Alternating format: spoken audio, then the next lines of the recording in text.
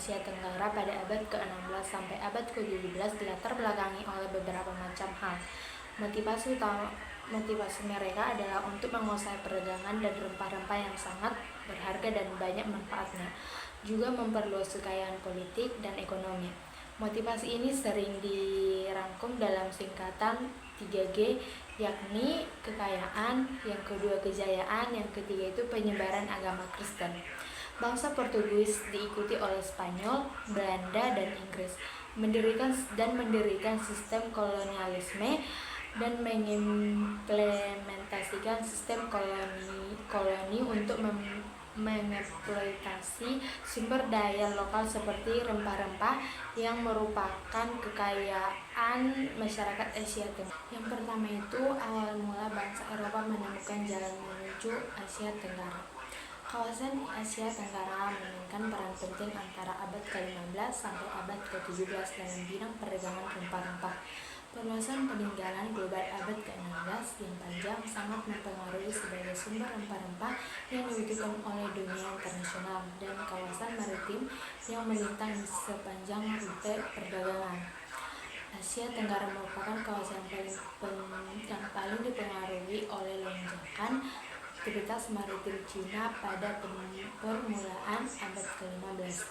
Kawasan ini merupakan sumber rempah-rempah maritim Cina yang menarik minat bangsa Spanyol berlayar ke Amerika dan ke Filipina, serta orang Portugal berlayar ke India sampai Asia.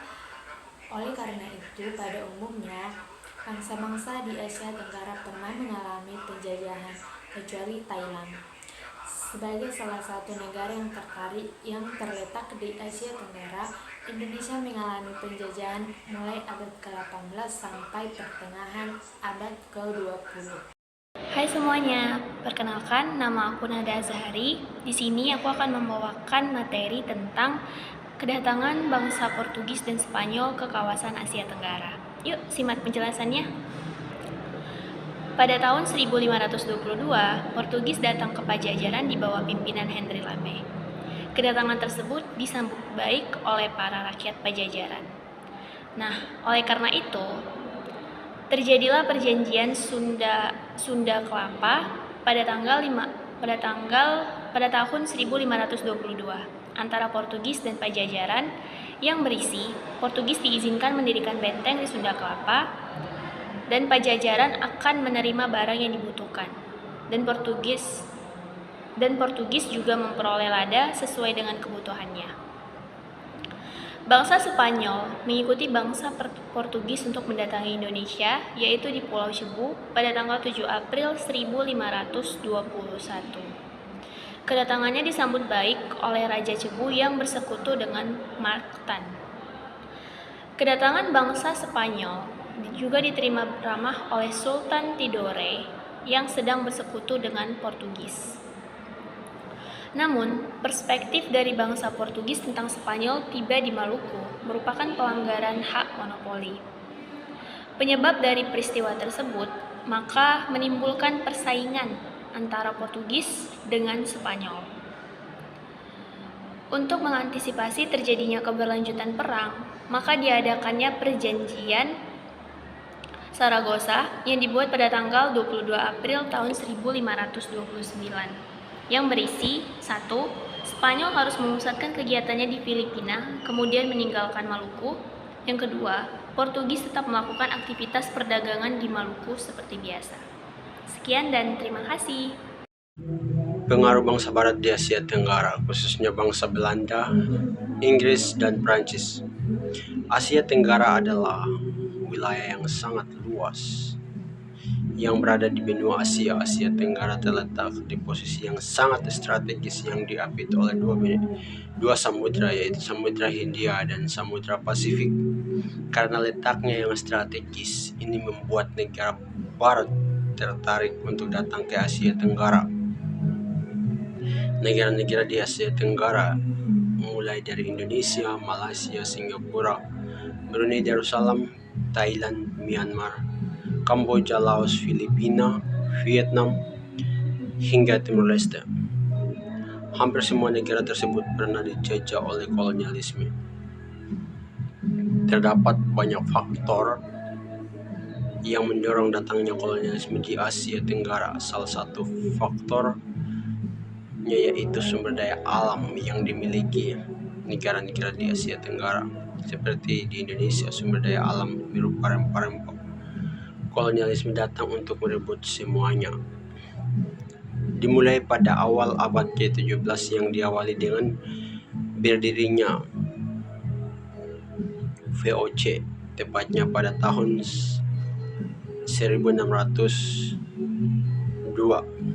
Indonesia dikuasai Belanda untuk merebut rempah-rempah dan memonopoli perdagangan atau menguasai.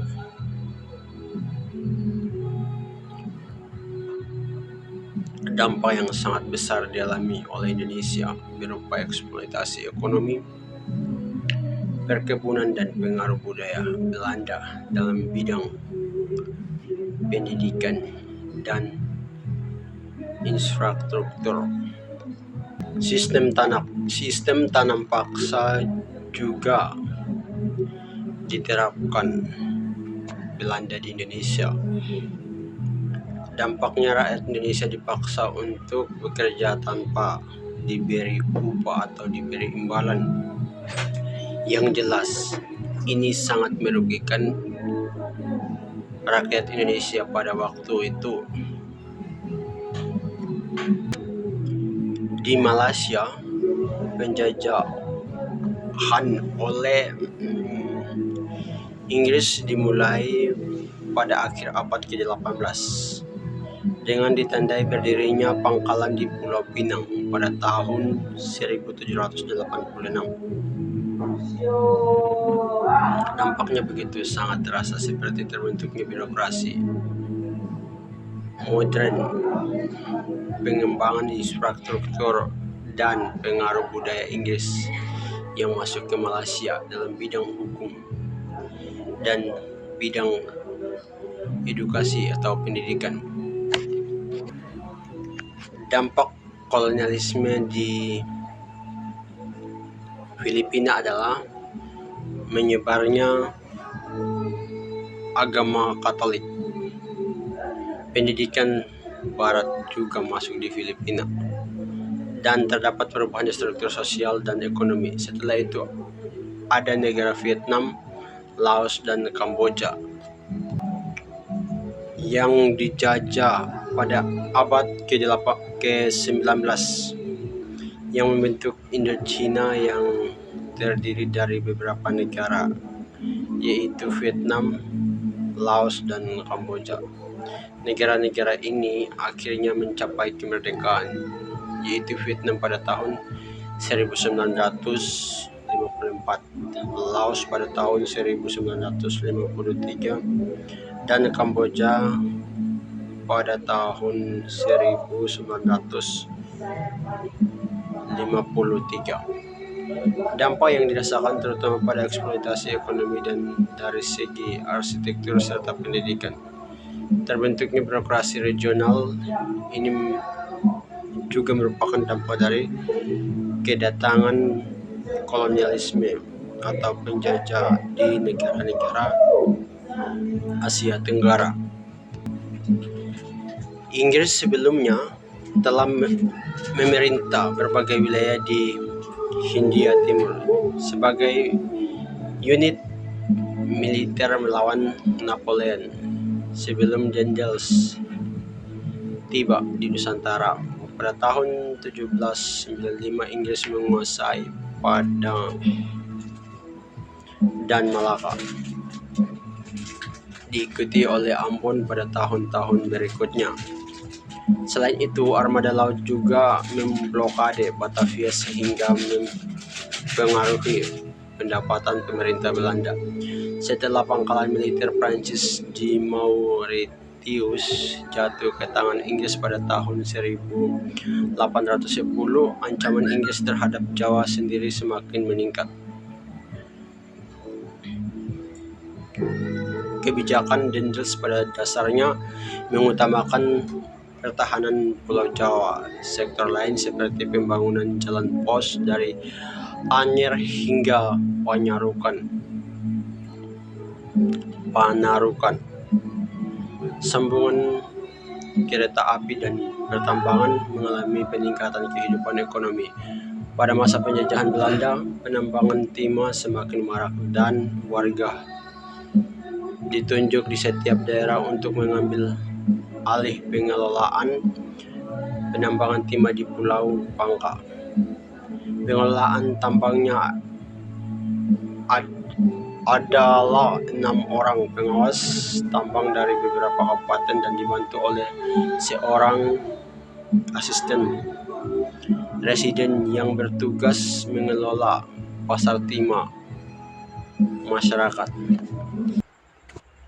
Selain itu, Prancis memiliki pengaruh yang signifikan di Asia Tenggara, terutama di Vietnam, Laos, dan Kamboja.